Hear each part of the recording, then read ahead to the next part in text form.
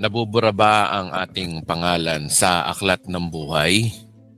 Maari bang mabura ang iyong pangalan sa aklat ng buhay? Meron kasing mga sabi-sabi na nabubura daw ang pangalan sa aklat ng buhay. Magkasala ka lang, nabubura na daw ang iyong pangalan. O kaya hindi ka lang nakapagsimba, nabubura na daw ang iyong pangalan. Di ka lang makapagbasa ng Bible, di ka lang makapagsalita ng tama, nabubura na daw ang pangalan sa aklat ng buhay. Yung mga nagtuturo na nabubura daw, meron silang ginagamit na verse. At ito lang ang nag-iisang passage na pinagbabasihan nila na nabubura ang ating pangalan sa aklat ng buhay. Kung babasahin natin ng Exodus chapter 32 verse 32 to 33. Pinapakiusap ko pong patawarin na ninyo sila. Kung di ninyo sila mapapatawad, burahin na rin ninyo sa inyong aklat ang aking pangalan. Sumagot si Yahweh, kung sino ang nagkasala sa akin ay siya kong buburahin sa aking aklat. Ito ay ang Old Testament passage na ginagamit na ini-insert sa New Covenant na para sa mga Kristiyano daw. Ang verse na ito ay ginagamit para i-convey na merong chance na mabura ang pangalan mo sa aklat ng buhay. Yun nga lang, ang problema, wala pong binabanggit dyan na Book of Life. Wala naman eh. Ina-assume nila na ang tinutukoy na book dito is the Book of Life. Pero for the record, wala naman pong minention na ito ay Book of Life. Naririnig po natin yan sa ibang mga pastor na malapit nang mabura ang pangalan niyan sa aklat ng buhay. O kaya, nako, backslider yan. Ngayon, paano niya ito nalaman? Binabasihan niya siguro sa buhay at kilos ng tao na nako, nabubuhay sa pagkakasala yan. Kaya nabubura na ang pangalan niyan sa aklat ng buhay. Kaya balikan natin ang tanong na nabubura ba talaga ang ating pangalan sa aklat ng buhay? Yun ang pinaka-core na tanong dun eh. Naniniwala ako na bago mo masagot yan ng tama, kailangan mong i-address itong mga tanong na ito. Una, kailan ba sinulat ng Diyos ang ating pangalan sa aklat ng buhay? Kasi mas legit at tama na malaman mong nasulat muna bago mo maisip na nabura. Kasi mamaya usap tayo ng usap na nabura daw pero hindi naman pala naisulat. So dapat ma-establish muna natin kung naisulat ba bago mo malaman kung nabura nga. Ngayon, ang pinaka-legitimate way para malaman kung kailan naisulat ang ating pangalan sa aklat ng buhay ay pag-aralan natin yung the doctrine of predestination. Ngayon, ang tanong, ano bang verse sa Bible na nagsasabi about sa doctrine of predestination? Well, ito yung matatagpuan natin sa Pahayag chapter 13 verse 8. May passage sa Pahayag na magkakaroon tayo ng idea kung kailan talaga naisulat ang ating pangalan sa aklat ng buhay. Sabi rito, sasamba sa kanyang lahat na nabubuhay sa ibabaw ng lupa, maliban sa mga taong ang pangalan ay nakasulat sa aklat ng buhay, magmula pa ng likhain ng sanlibutan at ang aklat na ito iningatan ng korderong pinatay. Ngayon, mayroon pang isang verse. Sabi sa Pahayag chapter 17 verse 8, ang mga taong nabubuhay sa lupa na ang pangalan ay hindi nakasulat sa aklat ng buhay mula pa ng likhain ang sanlibutan ay magugulat kapag nakita nila ang halimaw sapagkat pinatay na siya ngunit muling lilitaw. So ang context po niyan is about tungkol sa Antikristo sa Revelation. Pero ang idea dito, nabanggit dyan na kung kailan daw sinulat ang mga pangalan sa aklat ng buhay. At ayon sa mga verse na yan, may pangalan na isinulat na nakasulat past tense at mayroong pangalan na hindi na isulat. Tandaan po natin mga kababayan na ang Diyos ay hindi po siya subject ng oras. Ang nakaraan sa atin at present sa atin at future sa atin sa Kanya ay iisang oras lamang. Hindi natin siya pwedeng ikahon sa oras kasi siya ang gumawa ng time, siya ang gumawa ng space, siya ang gumawa ng sanlibutan. Kaya hindi po siya sakop ng time. Sa mata nating mga tao may time, pero sa Diyos hindi siya sakop ng time. Mahirap maunawaan ito pero ito po ang katotohanan sinasabi ng Biblia. So ang Diyos pala ay hindi nagsusulat sa panahon ngayon, kundi isinulat na pala ito noon pa, bago palikain ang sangkatauhan. Kasi ang sabi diyan, nakasulat sa aklat ng buhay mula pa ng likhain ang sanlibutan. So common sense, no? Ang ibig sabihin ay nagsulat na ang Diyos bago pa likhain ang sanlibutan. Ayon sa verse na yan, ayon mismo sa Biblia. So ibig sabihin, ano po bang nauna? Mundo o tao? Pagkakasala ni Eva at Adan o pagkapako kay Kristo? So yun po ang pagkakaiba sa mata ng Diyos at sa mata ng tao. Ang sabi diyan, bago palikain ang sanlibutan.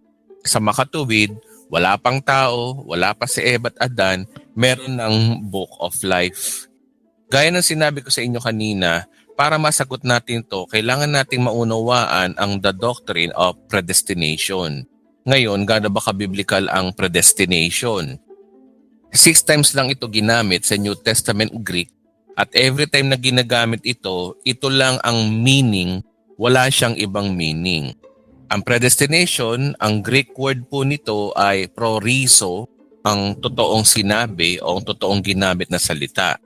To predetermine, decide beforehand o decreeing from eternity, foreordain or appoint beforehand. So ibig sabihin, the definition of predestination, kung tatagalogin natin, ay isang turo sa Biblia na itinakda na ng Diyos ang mga pangyayari o mga tao upang maisakutuparan ang kanyang kalooban. Sa makatuwid, bago ka pa ipinanganak, na itakda na ng Diyos kung ang pangalan mo ay naisulat na o hindi. Isinulat na bago palikain ang sanlibutan ayon po diyan. Pangalawa, ano po ba ang basihan ng Diyos para isulat ang iyong pangalan sa aklat ng buhay bago palikain ang mundo? So ano ang basihan niya? Ano yun, may favoritism ba talaga si Lord? Na kung sino lang ang napili niya ay yun lang ay ligtas na? O meron talaga siyang basihan kung sino ang maliligtas? Ang problema kasi dito, ano ang basihan niya ng pagsulat? Kasi may mga extreme na nagsasabi ay ito ay sovereign choice ni God. Kaya kung ikaw ay pinili, swerte ka. Kung hindi ka napili, sorry ka na lang. Ganyan talaga ang buhay. Merong pinipili o merong hindi napipili. Ang tanong, ganun ba ang Diyos? Ganun ba ang tinuturo ng Biblia? Ngayon, kung ganito po ang ating basihan, parang merong bina-violate na verse sa Biblia. Nagkakaroon tuloy ng contradiction sa sinasabi ho ng Biblia. Kapag ang verse sa Bible pinaliwanag at tapos may binabanggang verse, alam nyo, ang mali po dito ay hindi yung verse, kundi mismo yung nagpapaliwanag o yung nagtuturo. Never pong maging contradict ang Bible. Ang problema ay yung mga nagtuturo. Kaya mahalaga po yung nag-aaral. Ngayon, ano ba yung halimbawa ng conflict na ito na hindi ma-harmonize ng ibang nagtuturo? Halimbawa dito yung sovereign will of God versus human free will. Don't forget na merong will si God. And remember, meron din naman tayong free will. Alam niyo po, kahit merong sovereign will, meron din naman pong human will. Halimbawa dito yung idea na hindi na lang pala nilagay ng Diyos yung puno ng pagkakaalam ng mabuti at masama. Hindi sana nagkasala ang tao, sana happy ending ang lahat. Oo, pwedeng maging happy ending ang lahat, pwedeng mangyari yun, masaya yun, syempre. Yun nga lang, ang problema kasi dito, hindi naman happy ang Diyos. Kasi ayaw naman ng Diyos na sundin siya ng tao na parang robot. Kailangan malaman niya ang tama at mali. Yun ang dahilan kung bakit nilagay yung pagpili sa puno ng pagkakaalam ng tama at mali. Dinesign ng Diyos ang tao na merong pong decision, merong will na mag-isip kung ano ang tama at mali. Kaya ang tao nga ay may free will, kaya we have choices. At ang choice na yun ay isang beses lang niya pahihintulutan. Halimbawa dito yung puno ng pagkakaalam ng mabuti at masama at yung tree of life na nilagay ng Diyos sa Garden of Eden. May choice ang tao kung alin sa dalawa ang kakainin niya. Kung kinain niya siguro yung tree of life, tatanggalin ng Diyos yung pagkakaalam ng mabuti at masama. Kaso kinain ng tao yung pinagbabawal na bunga, which is nga yung knowledge of good and evil. So ang nangyari nun, ang ginawa ng Diyos, iniliyo ng Diyos si Eva at Adan sa Tree of Life at kaya sila pinalaya sa Garden of Eden. Meron lang isang choice ang tao at yun ay forever nang ginagalang na ng Diyos. Kapag ang desisyon mo sa iyong buhay ay piliin ng Diyos, iingatan niya yun sa desisyon mo at hindi ka na niya lulubayan. Walang pabago-bago, walang accept, reject, sulat, bura. Hindi po ganun ang Diyos. Walang pabago-bago, ang Diyos po ay may isang salita. Sabi ng iba, meron daw tinakdang mapahamak at meron naman daw tinakdang maligtas. Ano, totoo ba ito? Ngayon, kung merong itinakdang maligtas, may binabangga pong verse. Kung babasahin natin sa 2 Pedro chapter 3 verse 9, ang Panginoon ay hindi nagpapabaya sa kanyang pangako gaya ng inaakala ng ilan. Hindi pa niya tinutupad ang pangakong iyon alang-alang sa inyo. Binigyan pa niya ng pagkakataon ang lahat upang makapagsisi at tumalikod sa kasalanan sapagkat hindi niya nais na may mapahamak. Maliwanag diyan na ayaw ng Diyos na may mapahamak. So yung mga naniniwala na iyon ay hindi tumutugma sa verse na ito. Dahil ang sabi nga dyan, ayaw ng Diyos na may mapapahamak. Ngayon ang tanong, gusto ba talaga ng Diyos maligtas lahat? Siyempre, ayon sa John 3:16, nais niya na iligtas ang buong mundo. Pero ang tanong, lahat ba ay maliligtas? Siyempre, hindi lahat ay maliligtas. Sa makatuwid, ang maliligtas lang ay yung gustong maligtas. Kung gusto mo maligtas, panampalatayanan mo yung ginawa ni Kristo para ikay maligtas. Kung ayaw mo maligtas, maniwala ka sa religion mo. Maniwala ka sa mabubuting gawa mo. Yun lamang po ang choice ng tao. Kaya kung mapapahamak ang tao, for the record, ang napupunta lang sa impyerno ay yung piniling i-reject ang kaligtasan kay Kristo. Dinala niya ang kanyang sarili sa impyerno at hindi ang Diyos. So meron dalawang theologian na pinag-aaway ng ibang karamihang mga pastor.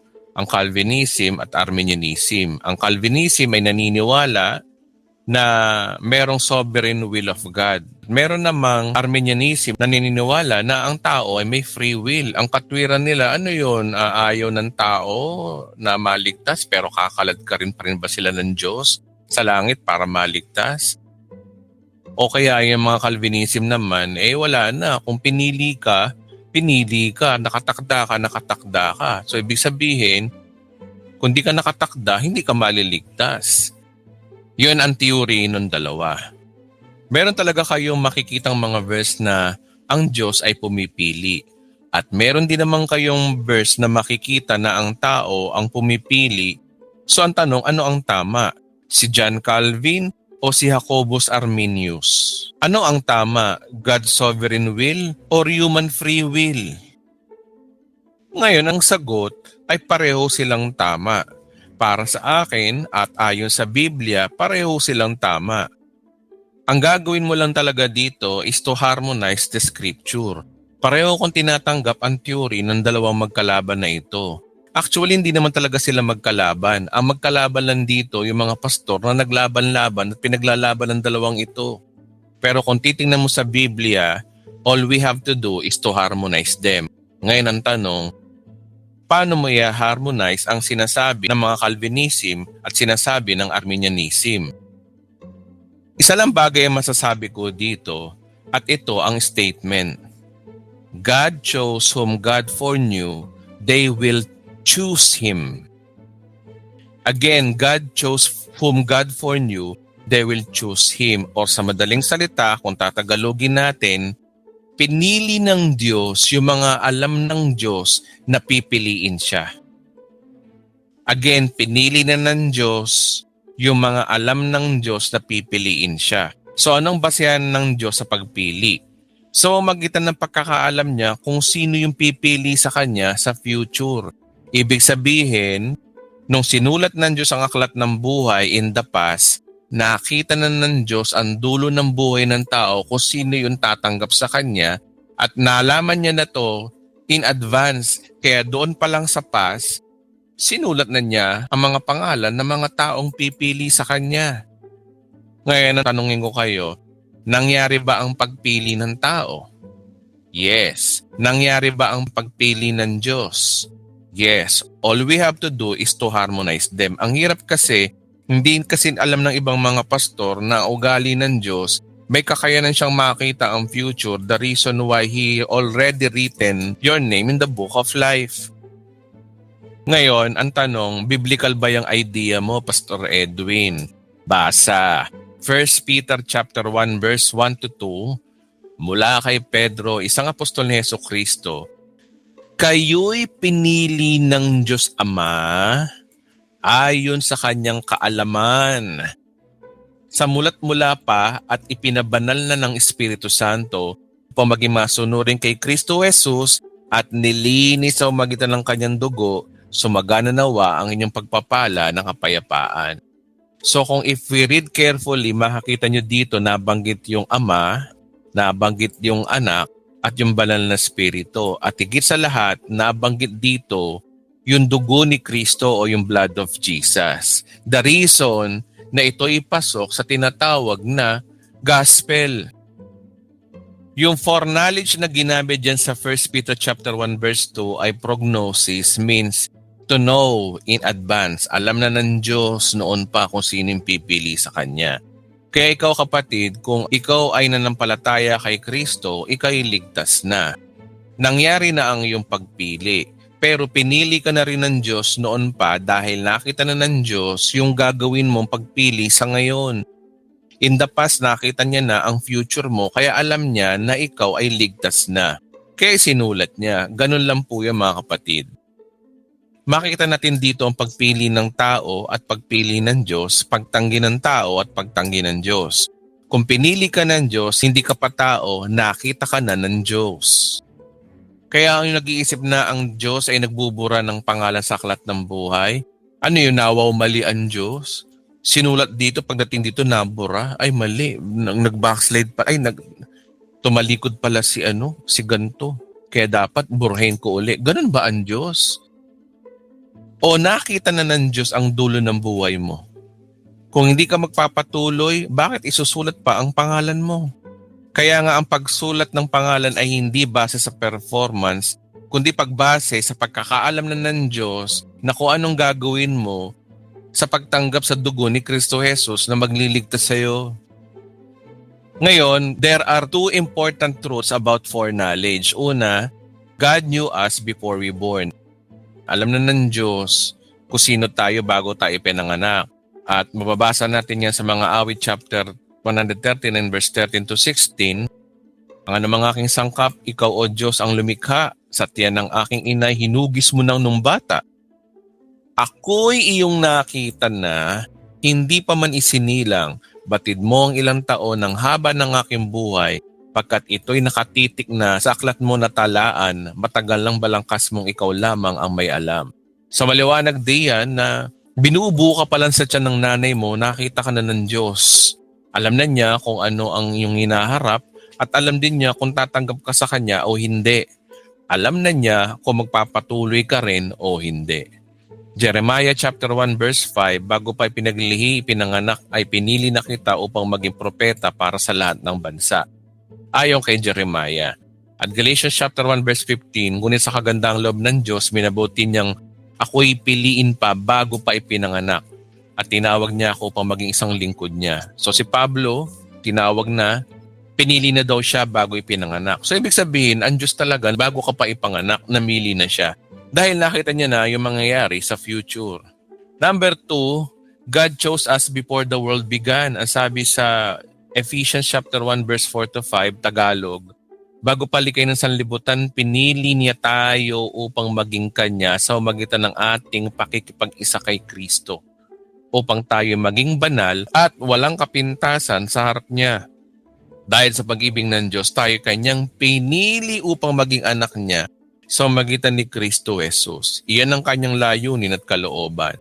So nakita na ng Diyos na pipiliin mo si Kristo in the future, kaya bago pa lang likay ng sanlibutan, sinulat na niya ang iyong pangalan sa aklat ng buhay. This is how we harmonize the scripture. Kung hindi mo kayang i-harmonize ang scripture, ibig sabihin nun, false gospel ang natutunan mo.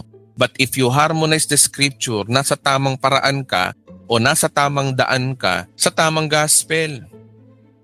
Isa pang verse, in Him we are also chosen, having predestined according to the plan of Him who works out everything in the conformity with the purpose of His will.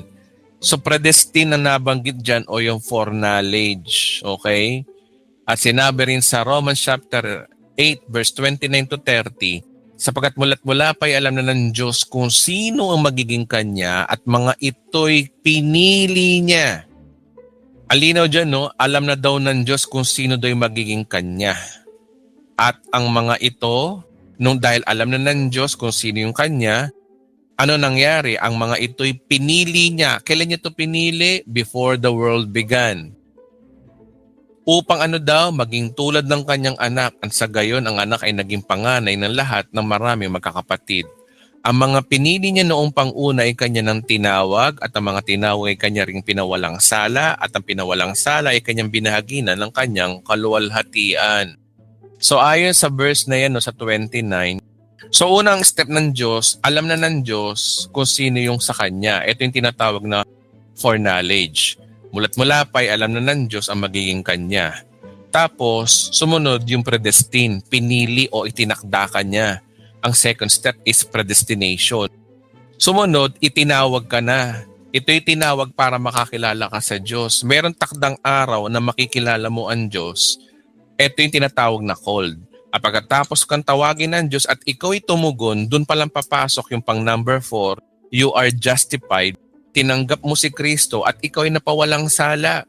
At magiging glorified ka balang araw, yung pang 5, na balang araw, ikaw'y pinaupong kasama ni Kristo sa millennial kingdom o yung paghahari ni Kristo dito sa daigdig. Yan po ang eksaktong sinasabi ng verse na yan, nakaplano na po. Ngayon ang tanong, kailan ba sinulat ng Diyos ang iyong pangalan sa aklat ng buhay? Ang sagot, sinulat na ng Diyos ang inyong pangalan sa aklat ng buhay bago palikain ang mundo. Pangalawa, ano ba ang basehan ng Diyos para isulat ng iyong pangalan sa aklat ng buhay bago palikain ang mundo? Ang sagot, pinili na ng Diyos yung mga alam ng Diyos na pipiliin siya. Wherein ito nga yung foreknowledge. So, the two important truths about God's foreknowledge is God knew us before we born and God chose us before the world began. Ngayon ang tanong, balikan natin ngayon yung Exodus chapter 32 verse 33 na nabubura daw ang pangalan sa aklat ng buhay. Kapag binasa po natin ang verse na ito, parang nagpapahiwatig na ang pangalan ay nabubura nga. Besides, ito lang yung nag-iisang verse na ginagamit ng ibang pastor para sabihin na ang pangalan ay nabubura. Wala po itong supporting verses, wala rin po itong other collateral passages. Nag-iisang talatang dinampot-dampot ng ibang pastor, di umano na ayon sa kanila na ang pangalan ay nabubura sa aklat ng buhay. Ayon sa verse, basahin po natin ipinapakiusap ko pang patawarin ninyo sila. Kung hindi na ninyo sila mapapatawad, burahin na rin ninyo sa inyong aklat ang aking pangalan. Sumagot si Yahweh, kung sino ang nagkasala sa akin, ay siya kong buburahin sa aking aklat. Huwag nating pagtalunan kung nagbubura o hindi kasi malino naman dito na may nabubura. Pero hindi malinaw dito kung ano yung book na sinasabi. Okay? Ang problema, di rin nila ito na-prove. Sila ay nag-a-assume na ito daw ay book of life ayon sa ibang mga pastor. Ano yung kung mo ba may book, ito na ay book of life. Ay may nakita ba kayo na book of life? Totoo bang book of life ang binabanggit dito? The only way to resolve that, tingnan natin yung sinasabing hermeneutics. Meron po kasing rules ang hermeneutics na is to interpret according to the correct usage of word. Pero yung sa context, kailangan inaalam mo rin kung ano yung salitang ginamit. Kasi kung sasabihin mo ito ay book of life, wala na. Ang tawag po diyan ay eisegesis. You are giving meaning of the text. Ikaw lang nagbibigay ng kahulugan nun. Hindi naman sinasabi ng Bible yun ang kahulugan. Ikaw lang may sabi, hindi ang Bible. Iba yung exegesis, na getting the meaning from the text. Para malaman mo yung meaning ng text, titignan mo yung meaning ng salita sa original translation. which is yung Old Testament na ang sinulat ay sa wikang Hebreo. Tingnan mo yung sinabi diyan sa wikang Hebreo. Hindi po tayo magbibigay po ng meaning, kundi kunin talaga natin yung meaning ng salita na ginamit dito. Wherein ito nga po yung Hebreo. Ngayon tingnan natin yung totoong sinasabi ng Biblia according sa translation. Yung po bang book dito ay Book of Life o ibang book ang sinasabi dito? Kung titingnan po natin, yung book na sinasabi rito sa Hebreo ay Sefer, literally a tally of record or a record of the living. Kung tutuusin, di po proper yung book kasi nung panahon na ito, hindi pa uso yung salitang book o yung idea ng book. Nung panahon na ito, nasulat ang Biblia sa parchment or sa scroll or sa balat ng hayop. Kaya ito po ay maaring bato or listahan. Maaring listahan ng binabanggit dito, hindi po book. Kasi kung titingnan mo sa word na Sefer, kung titingnan mo rin dito, ito ay scroll, letter, or bill, or register ayon dito. So ibig sabihin, hindi po to libro, hindi po to book. Okay? So ang tanong, makakakita po ba tayo sa Bible na nagsosupport ng Sefer na ito ay Book of the Living or listahan? Kasi 'di ba Sefer? Ngayon, I will show you another verse. Ito po ang kainaman. Scripture, interpret the scripture. Yung pastor na nag-interpret na nabubura daw ang ating pangalan sa aklat ng buhay, wala silang verse na nagsusupport sa verse na ini-interpret nila. Di gaya ng verse na pinapakita ko sa inyo ngayon, sumusuporta talaga sa Book of the Living. Ang sabi sa Psalms chapter 69 verse 28, "Let them be blotted out of the book of the living and not be written with the righteous." Yung Book of the Living dyan ay tinranslate as Sefer. So nakalagay po dyan, Book of the Living. Ngayon tingnan natin kung ano yan sa Hebrew. Ang sabi dito, no, Book of the Living, ito ay Sefer. Ang Sefer is Book of the Living. So yung Book of the Living dito sa King James, ang tawag sa kanya ay Sefer. So ibig sabihin, kapag sinabing Book of the Living, ito po ay Sefer. Pag sinabing Book of the Living o listahan ng mga buhay, ibig sabihin kapag ikay binura dito, kasama ka sa listahan ng mamamatay. Kasi ang mga nakalista lang doon ay mabubuhay. So meaning, ito'y tungkol sa mamamatay na mga tao, listahan ng mga mamamatay na sinasabi.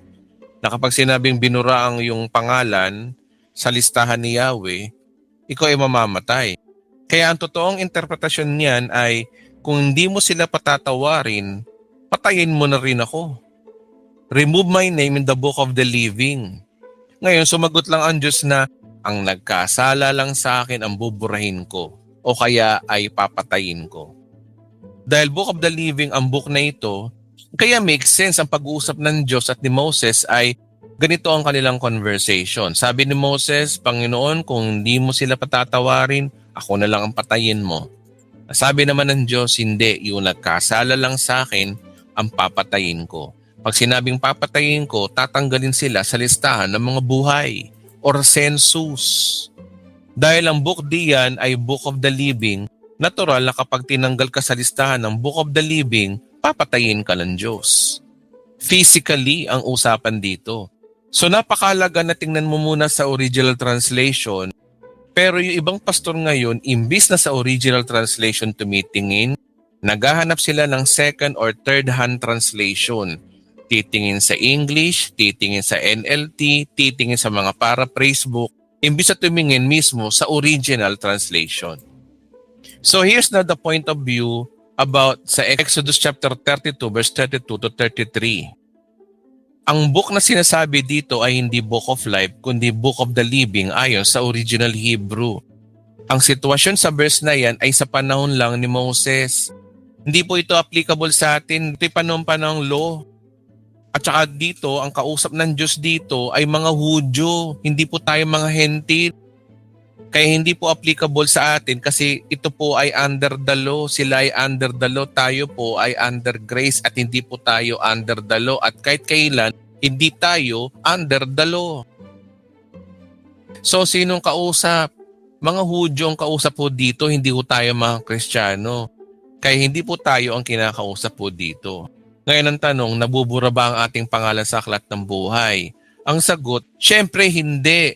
Number 1, bakit? Kasi, because God never commits mistakes. Hindi po buburahin ng Diyos ang pangalan mo kasi ang Diyos ay hindi po nagkakamali. Kung ang Diyos ay nagkakamali, bababa ang tingin mo sa Diyos. Ang Diyos na nagkakamali ay hindi dapat sambahin. Kaya ka sumasamba sa Diyos dahil ang Diyos ay hindi nagkakamali. Ikaw ay nagkakamali, ang Diyos ay nagkakamali, pantay lang kayo ng Diyos. Ngayon, ang Diyos ay hindi mo kapantay dahil ikaw ay nagkakamali, ang Diyos ay hindi nagkakamali. Kaya dapat siyang sambahin because God never commit mistakes. Ang pagbubura po ay akto ng pagkakamali. Erasure means mistakes. So ano ba ang binubura, yung tama o yung mali? Kaya kapag sinabi mo ang pangalan mo ay binubura ng Diyos sa aklat ng buhay, para mo na rin sinasabing nagkakamali ang Diyos. Hindi siya dapat sambahin kasi nagkakamali rin pala siya eh. Kaso isang kalapastangan na naman sa Diyos yung pinipreach mo na ang Diyos ay nagkakamali. Biro mo yung Diyos no, nagwo-worry sa langit no. Hinihintay niya na, naku, baka magbabackslide tong taon to. Naku, nag-backslide, mali yung sinulat ko. Kala ko kasi hindi siya magbaback. Erase. Ano yun? Kung mali ang Turing ito, di kaya yung nagkakamali dito ay yung mga pastor na kulang-kulang sa pag-aaral? Isa pang verse na nagpapatunay na ang Diyos hindi nagkakamali, Deuteronomy chapter 32 verse 4, He is the rock, His works are perfect, and He's always are just. A faithful God who does no wrong. Upright and just is He. At as sinabi sa Zephaniah chapter 3 verse 5, the Lord within His righteous, He does no wrong. Hindi siya nagkakamali. Okay? Pangalawang dahilan kung bakit hindi nabubura ang iyong pangalan sa aklat ng buhay, because God promised He will never erase it. Revelation chapter 3 verse 5, ang sabi rito, no? Ang magtatagumpay ay magdaramit ng puti at hindi ko kailanman aalisin sa aklat ng buhay ang kanyang pangalan. Kikilalanin ko siya sa harapan ng aking Ama at kanyang mga anghel. Ngayon, ang sabi diyan, ang magtatagumpay daw ay hindi raw niya buburahin. Ngayon, ang tanong dito, iba naman confused. Yung mga nagtatagumpay lang dyan, Pastor Edwin, ang hindi buburahin. Pero pag hindi ka nagtagumpay, mabubura ka. Ang tanong, paano ba magtagumpay? Kaninong tagumpay ba ang sinasabi diyan? Remember, nasa bagong tipan tayo. Ang gospel sa atin, tayo itagumpay, hindi sa ating mabubuting gawa, kundi tayo nagtagumpay dahil kay Kristo. Ngayon ang tanong, loser ka ba talaga? Are you a loser? Ang tanong ba talaga, loser ka ba talaga? Ang loser po ba mga Christian? Ngayon, paano kung sabihin ko sa inyo na hindi? Basa. Romans chapter 8:37, no, in all these things we are more than conquerors through Him who loved us. We are more than conqueror, higit ka pa sa mananagumpay, pero ang hinihingi ng Biblia, yung magtatagumpay daw, ay hindi buburahin ng Diyos sa aklat ng buhay. Pero ikaw, higit ka pa sa magtatagumpay, you are more than conqueror. Ibig sabihin nun, overqualified ka pa nga eh. Bakit? Sa tagumpay mo ba kayo nang galing? Galing ba sa'yo o galing kay Kristo? Kung numaangkas ka sa tinapos na gawa ni Kristo, ikaw ay magtatagumpay. Kaya nga sabi dyan, no, tayo nagtagumpay dahil kay Kristo. Alam niyo ba ang more than conqueror? Ang mga more than conqueror, ganito eh. Kung naalala nyo, yung mga panahon ng boxing ni Manny Pacquiao, maraming beses siyang nanalo at naging multimillionaryo siya. Ngayon ang tanong, nung nanalo sa laban si Pacquiao, sino nagtagumpay? Siyempre si Pacquiao. Okay? Nanalo siya. Siya ay yung tinatawag na conqueror. Pero alam nyo kung sino yung more than conqueror dito? Walang iba kundi yung kanyang asawa, si Jinky, di ba? Lahat ng balato sa kanya. Kaya nga 'di ba, mabibili niya ang gusto niyang bilhin kasi siya ay more than conqueror dahil asawa niya ay conqueror. So ganun din po tayo mga Kristiyano. Tayo ang bride of Christ. Sabi sa Biblia, ang church daw ay bride of Christ, ang mapapangasawa ni Kristo. So ibig sabihin mga kapatid, kung si Kristo ay nagtagumpay, ang asawa niya ay yung more than conqueror na babalatuhan niya ng tagapagmana ng kaharian ng langit. Ngayon, paano mo sasabihin loser ka? So ibig sabihin, yung sinasabi sa verse na ito, na ang magtatagumpay ay magdaramit na puti ay hindi kailanman aalisin sa aklat ng buhay ang kanyang pangalan, kasama ka dito kapag nanampalataya ka kay Kristo. So ang tanong, loser ba talaga tayo? Hindi. So ano ang bigay idea dito? In Christ I am forever saved.